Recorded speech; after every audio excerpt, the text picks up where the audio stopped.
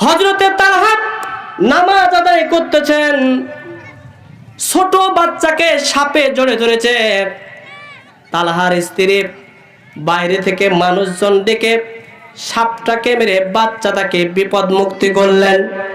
হযরতে তালহার নামাজ শেষ হয়ে গেছে।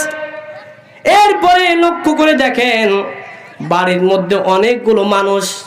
হযরতে তালহা তার স্ত্রীকে বললেন, ও প্রাণের স্ত্রী, কি ব্যাপার, এত লোকজন কেন?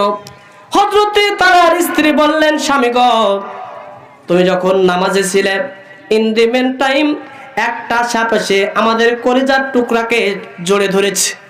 তুমি নামাজে ছিলে, আমি বাইরে থেকে মানুষ ডেকে সাপটাকে মেরে বাচ্চাটাকে বিপদ মুক্ত করেছি।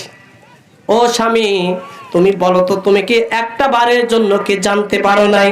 হযরতে তালহা বলল, বিবি রে, আল্লাহর কসম করে বলতেছি, যখন আমি নামাজে দাঁড়িয়েছিলাম এত মজা পাচ্ছিলাম, পৃথিবীর কোনো সারা শব্দ আমি তালহা আমার কানের মধ্যে ঢুকে নাই।